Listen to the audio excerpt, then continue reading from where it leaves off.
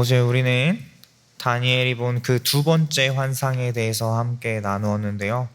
환상 중에 다니엘은 엘람 지방 수산성 인근 을레 강변에 있었습니다. 그곳에서 그는 두 뿔 달린 숫양과 큰 뿔 달린 숫염소의 환상을 보았습니다. 다니엘은 이 환상을 다 보고서는 그 의미를 깨닫기 위해 애썼습니다. 그 뜻을 이해해 보려고 나름대로 노력했습니다. 우리는 이미 그 환상의 의미를 함께 나누었기 때문에 다 알고 있지만 다니엘은 그 의미를 찾기 위해 고민해야 했습니다. 이렇게 다니엘이 고민하고 있는 찰나에 사람 모습 같은 존재가 다니엘 앞에 나타났습니다. 그때 을레강 두 언덕 사이에서 사람의 목소리가 들립니다.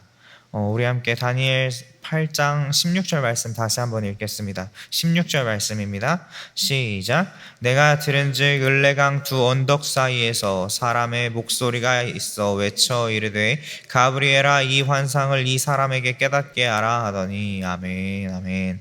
가브리엘아 이 환상을 이 사람에게 깨닫게 하라 하고 하나님께서 천사 가브리엘에게 명령하셔서 다니엘이 환상을 깨달을 수 있게 하셨습니다. 하나님께서는 자신의 그 계시, 자신의 말씀을 깨달으려고 애쓰고 노력하는 자에게 그것을 깨닫게 하십니다. 다니엘은 하나님께서 보이신 환상의 뜻을 알기 위해서 애쓰고 분투했습니다. 이해하기 어렵고 받아들이기 힘들다고 해서 그냥 마음에서 내버리지 않았습니다. 말씀을 깨닫기 위해 우리가 이렇게 힘쓰다 보면 쉽게 말씀이 이해되지 않을 때가 있습니다. 그렇다고 하더라도 포기하지 말고 말씀을 붙들고 고민해야 합니다. 그 말씀을 깨닫게 해달라고 주님 앞에 간구해야 합니다. 하나님께서는 그러한 기도를 굉장히 기뻐하십니다. 주의 말씀을 깨닫기 위해 간구하는 기도를 기뻐하십니다. 그때에 하나님께서는 나의 연약함을 어루만져 힘을 주시고 또 말씀을 깨닫게 도와주실 것입니다. 이에 천사 가브리엘이 다니엘의 있는 곳으로 가까이 나아왔고 다니엘은 천사가 그 곁에 오자 두려워서 얼굴을 땅에 대고 엎드렸습니다. 천사 가브리엘이 다니엘에게 말했습니다. 사람의 아들아 깨달아 알아라. 이 환상은 정해진 세상의 끝에 관한 것이다. 이렇게 다니엘에게 가브리엘이 말하고 있는데 다니엘이 깊이 잠들었다고 했습니다. 다니엘이 잠깐 졸았던 것이 아닙니다. 그가 얼굴을 땅에 대고 엎드려서 깊이 잠들었다고 했습니다. 그가 천사가 가까이 온 것 때문에 너무 두려웠던 나머지 잠깐 기절했던 것으로 보입니다. 그러자 천사 가브리엘이 다니엘의 몸을 어루만져서 그를 일으켜 세웠습니다. 19절에 천사 가브리엘이 이어서 말합니다. 이렇게 말하는데요. 19절부터 22절까지 말씀을 제가 읽겠습니다. 이르되 진노하시는 때가 마친 후에 될 일을 내가 내게 알게 하리니 이 환상은 정한 때 끝에 관한 것임이라. 내가 본 바 두 뿔 가진 숫양은 곧 메대와 바사 왕들이요 털이 많은 숫 염소는 곧 헬라 왕이요 그의 두 눈 사이에 있는 큰 뿔은 곧 그 첫째 왕이요 이 뿔이 꺾이고 그 대신에 내 뿔이 났은즉 그 나라 가운데서 내 나라가 일어나되 그의 권세만 못하니라. 아멘. 이 환상은 하나님의 분노가 마지막 때에 어떻게 일어날 것인가를 보여주는 것이었습니다. 이 환상은 아까 17절에서 가브리엘이 말했던 것처럼 이미 하나님께서 정하신 세상의 끝에 관한 것이었습니다. 20절부터는 어제 저와 여러분이 함께 나누었던 환상의 의미들을 가브리엘 천사가 설명해주고 있는데요. 다시 한번 상기시켜 보겠습니다. 다니엘이 을레 강가에서 본 두 뿔 달린 숫양은 메대와 페르시아 왕들이었습니다. 그리고 그 뒤를 이어나온 숫양을 대적했던 숫염소는 헬라 제국의 왕을 의미합니다. 또 두 눈 사이에 큰 뿔은 그 제국의 첫째 왕이었습니다. 바로 어제 새벽에 살펴본 것처럼 숫염소의 머리에 난 큰 뿔은 알렉산더 대왕을 의미합니다. 22절에서 큰 뿔이 꺾이고 그 대신에 4개의 뿔이 새로 자라났는데, 이것은 헬라 제국이 4개의 나라로 갈라질 것을 의미합니다. 그 4개의 나라는 알렉산더가 이끌었던 전성기의 헬라 제국만큼 강하지 못했다고 알려줍니다.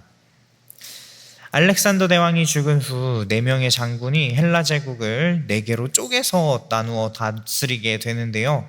카산드로스 장군은 마케도니아와 그리스 지역을 차지했고, 리시마코스 장군은 현재 터키에 해당하는 소아시아 지역을 차지했고, 셀레우코스 장군은 북부 시리아와 메소포타미아 지역을 차지했으며, 프톨레마이오스 장군은 애굽을 차지했습니다.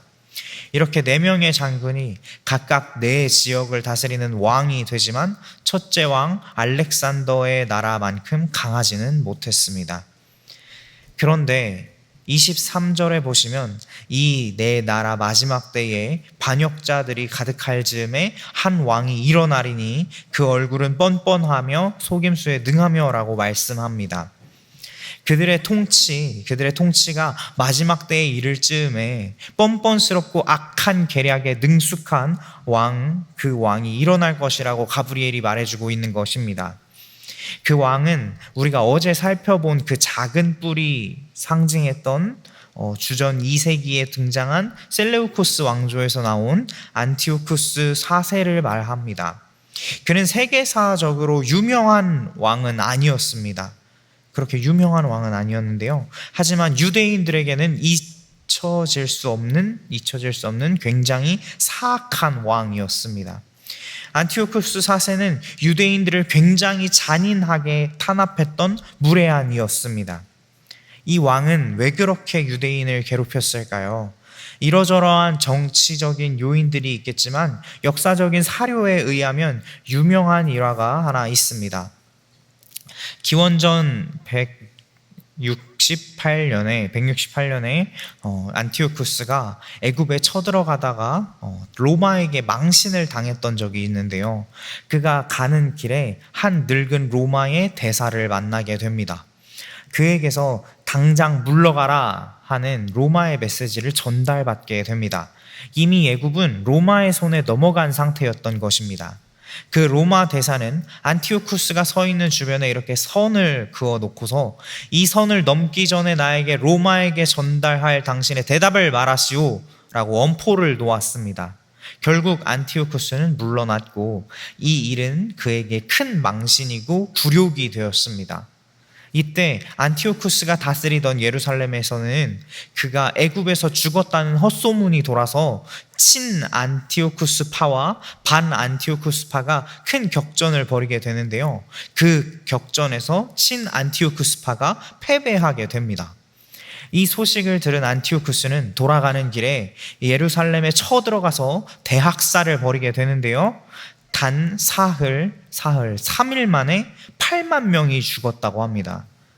3일 만에 8만 명을 죽였는데 남녀노소를 막론하고 눈에 보이는 대로 모조리 다 죽였다고 합니다. 이렇게 잔인하게 유대인들을 핍박한 안티오쿠스는 자신의 제우스 신의 아들이라고 주장했고 자기 이름 뒤에 신의 현현, 신의 나타남이라는 뜻을 가진 에피파네스를 붙여서 스스로를 안티오쿠스 에피파네스라고 불렀습니다. 그는 어제 살펴본 것처럼 성전에 돼지 피를 뿌리고 하나님께 매일 드려지는 제사를 폐하고 성전에 제우스 우상을 설치해서 이 우상에게 제사하도록 했습니다. 안티오쿠스는 얼굴이 뻔뻔하고 속임수에 능한 자였습니다. 자신이 추구하는 목적을 이루기 위해서라면 수단과 방법, 폭력을 주저하지 않고 사용하는 계략을 꾸미는 왕이었습니다. 그는 유대인들이 이방인의 관습을 따르게 했고, 이방인의 관습이라는 헬라주의를 말하겠죠. 헬라주의를 따르게 했고, 성소와 제사장들을 모독하게 했고, 유대 땅에 이교회의 제단과 성전과 신당을 세우게 했습니다. 성경을 읽는 것과 소유하는 것 당연히 금지되었고요. 안식일과 절기를 지키지 못하게 했고 할례를 베푸는 것을 금지했습니다. 이것을 어기는 사람은 죽음을 면치 못했습니다. 유대 관습에 따라서 할례를 베풀었던 어떤 여인을 그 아이와 함께 성벽 밖으로 던졌다라는 이야기도 있을 정도입니다.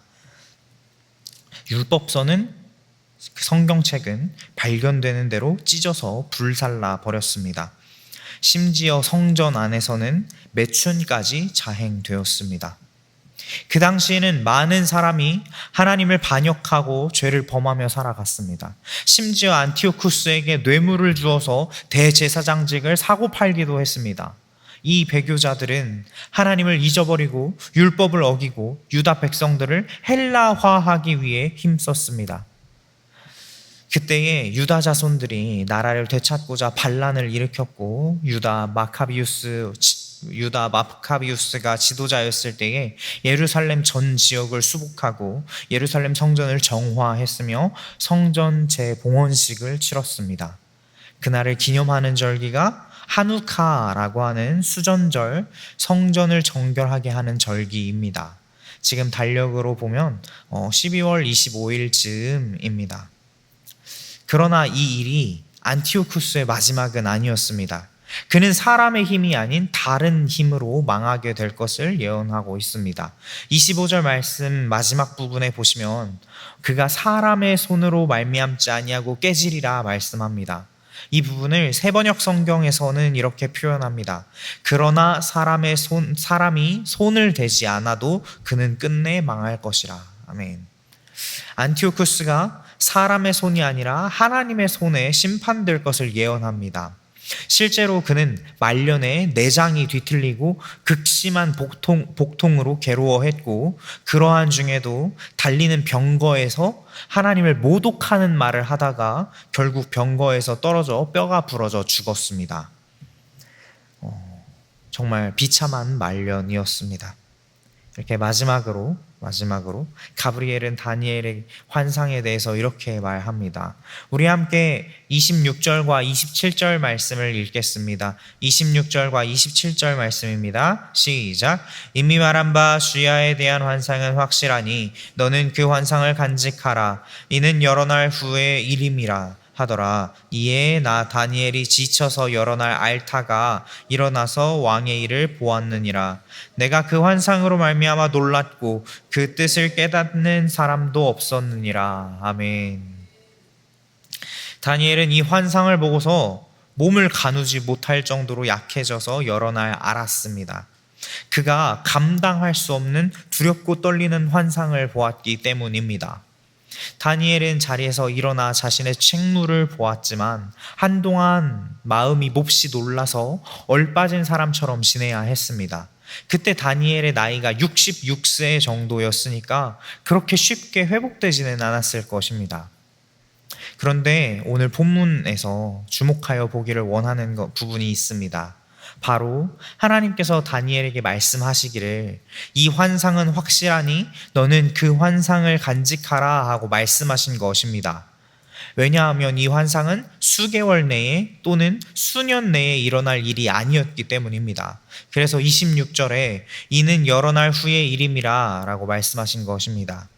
17절과 19절에서는 이 환상은 정한 때 끝에 관한 것이니라 라고 말씀하십니다. 다니엘이 살았던 때와 안티오쿠스 에피파네스가 살았던 때는 약 400년의 간격이 있습니다. 그렇다면 하나님께서는 다니엘에게 미래의 일, 세상 끝에 관한 일, 이 환상을 왜 보여주셨던 것일까요?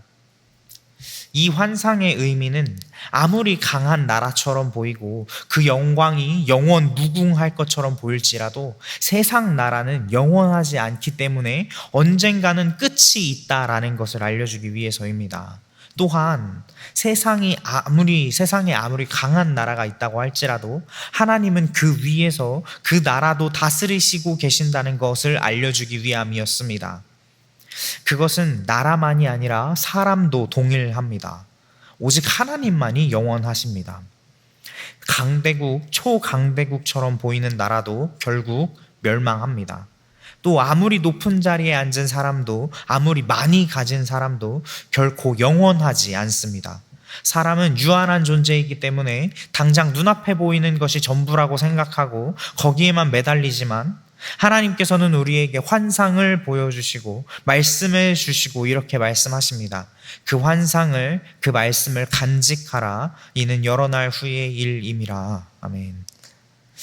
지금 우리를 짓누르고 있는 문제들, 또 나에게 페르시아 제국처럼 보이고 헬라 제국처럼 보이고 나를 고통스럽게 만드는 안티오쿠스들이 분명히 있을 것입니다. 그러나 사랑하는 성도 여러분, 눈에 보이는 현상들이 아니라 그 위에 계신, 그 너머에 계신 하나님을 바라볼 수 있는 저와 여러분들 되시기를 간절히 소망합니다. 우리가 하나님을 의지하며 신뢰할 때에 우리의 삶에 하나님의 선하심과 인자하심이 가득하게 될 것입니다.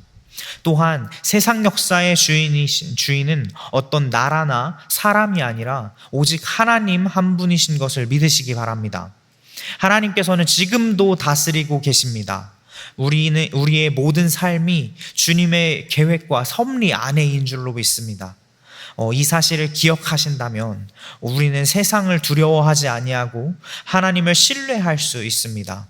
하나님으로부터 난 자마다 세상을 이기었다고 말하고 있는 것처럼 말이죠. 우리는 세상을 두려워하지 않고 주님을 신뢰해야 할 줄로 믿습니다. 오늘도 담대하게 역사의 주인 되시는 여호와 하나님만을 섬기며 살아갈 수 있는 저와 여러분들 되시기를 축복합니다. 또 마지막으로 하나님의 말씀을 깨닫기 위해서 힘쓰는 저와 여러분들 되시기를 소망합니다. 하나님께서 가브리엘을 통해서 다니엘에게 환상을 깨닫게 하신 것처럼 우리가 말씀을 읽고 그 말씀을 사모하고 그 말씀을 알고 이해하고자 했을 때 하나님께서는 그 말씀을 깨닫게 하십니다. 우리는 하나님 앞에 말씀을 들고 나아가 그 말씀을 깨닫게 하여 달라고 주님 앞에 간구해야 합니다. 하나님께서는 이 모습을 기쁘게 받으신다고 하셨습니다. 우리가 다니엘과 같이 주님께서 말씀을 깨닫게 하시는 은혜를 누리는 우리 모든 자들 되기를 소망합니다. 이 시간 통성으로 기도하실 때에 이렇게 기도하겠습니다. 우리가 눈에 보이는 것에 마음을 빼앗기는 것이 아니라 그 위에, 그 너머에 계시는 역사의 주관자 되시며 온 열방의 통치자이신 창조주 하나님을 기억하며 그 날개 그늘 아래 피하는 자가 되게 하여 주시옵소서. 또한 하나님의 말씀을 알고 깨닫기 위해 부단히 노력하는 자들 될 수 있게 해달라고 이 시간 주님의 이름 여러 번 부르시고 기도하시겠습니다. 주여